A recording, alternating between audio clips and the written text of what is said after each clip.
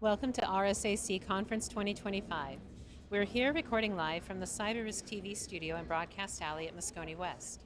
I'm your host, Mandy Logan, and joining me for this interview is Charlotte Wylie, SVP and Deputy Chief Security Officer at Okta. Welcome, Charlotte. Thank you for having me. Oh, it's wonderful seeing you again. Nice to see you too. Yeah. Has RSA's kicked off okay for you? I'm sorry, it's RSAC conference now. Yes, Make sure I adjust that. RSAC. It has, yeah. It's always a really big event, and each year it gets bigger, which always amazes me.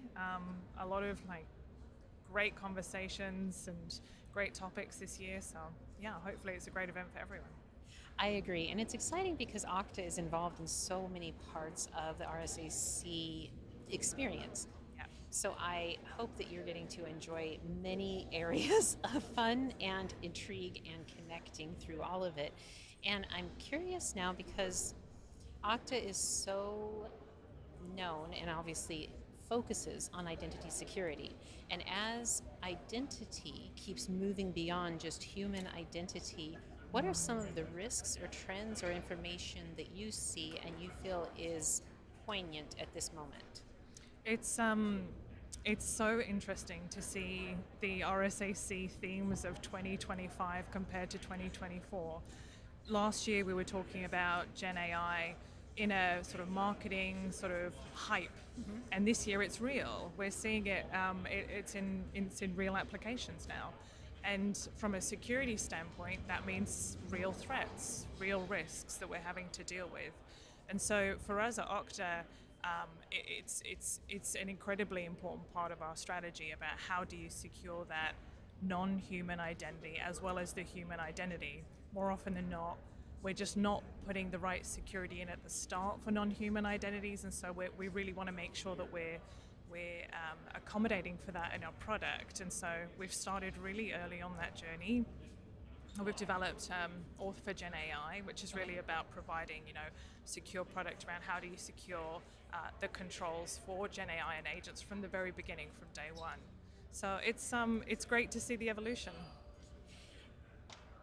Well, in that, with the Auth for Gen AI, what precipitated that you felt was one or two of the key challenges that came simply because of the Gen AI?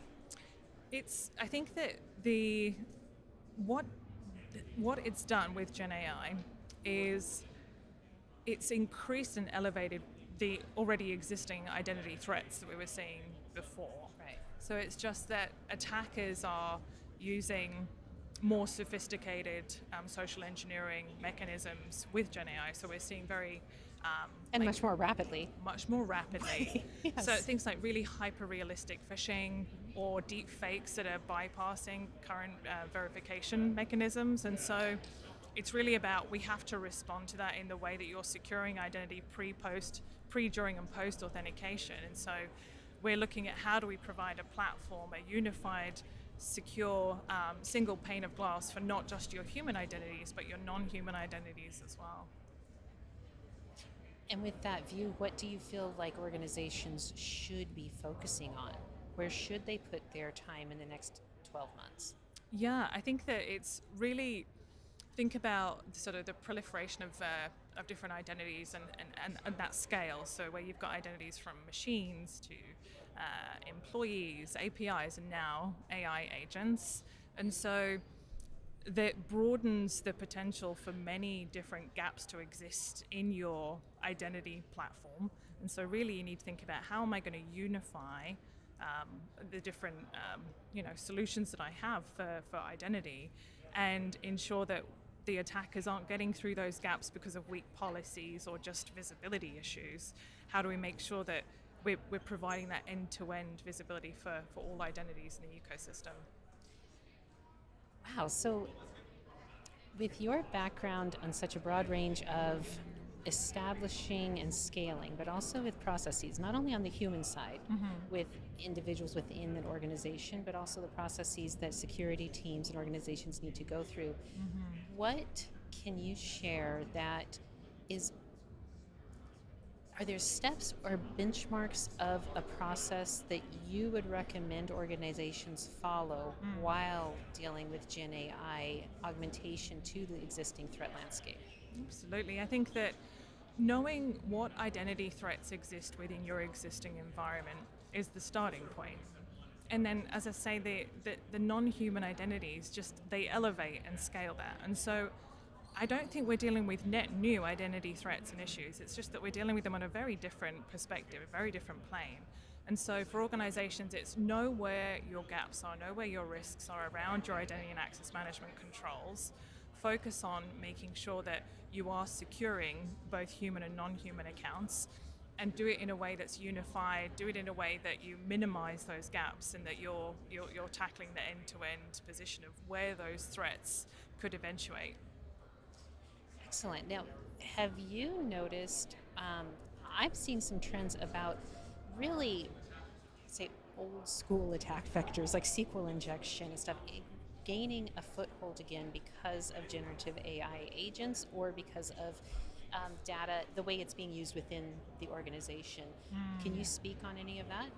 Yeah, I mean, I think the point you just made is these old vectors that we're seeing still being leveraged. It's they're not new challenges. It's just we're dealing with them in a very different way. And so with the non-human identities, it's really you want to be looking at applying the same thinking for human identities against them. So how are you rotating the credentials for these AI agents? Okay. How are you making sure that you're validating or remediating issues on a constant basis? And so treat them the same way you would as a human account. And I think that you will get the same outcome in terms of being able to identify those risks early and mitigate them where you can. And what are you especially proud of that Okta is doing on that front for its customers? I love this. So we really want to think about how do you bake security in, not bolt it on. So Auth for Gen AI is a great example of that, where from day one, you're ensuring that the identities are secure. You've got the right identity and access management controls in there. And so we're really thinking about the pre, during, and post-authentication journey, and how do you verify that you are doing the right things for those non-human accounts the same way that you would with your employee base. So. And do you have any numbers or data on the non-human identities, the ratio that Okta or customers are currently dealing with? It's interesting. I recently read the Gartner report, and they've suggested that by 2028, we're going to see around 25% of breaches having a compromised AI agent involved. Oh. Which I think is Okay. fascinating. Right. And so really, I think that's just a watershed moment for the industry to be able to say, how do I protect myself against this happening?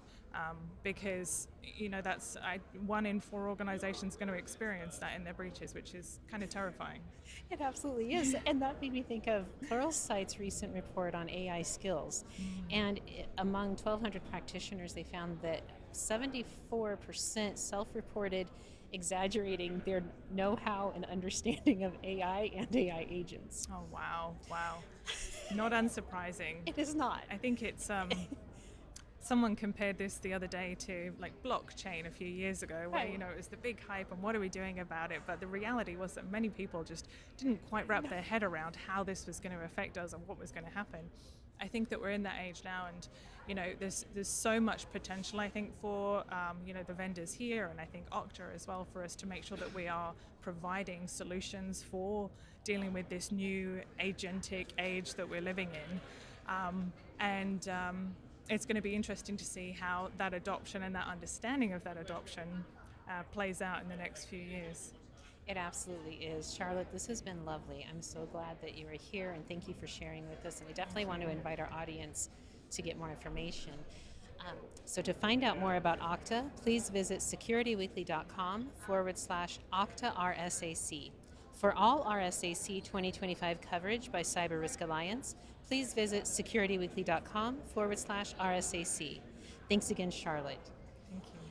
Now stick around. We'll be back after the break with more interviews live from RSAC Conference 2025.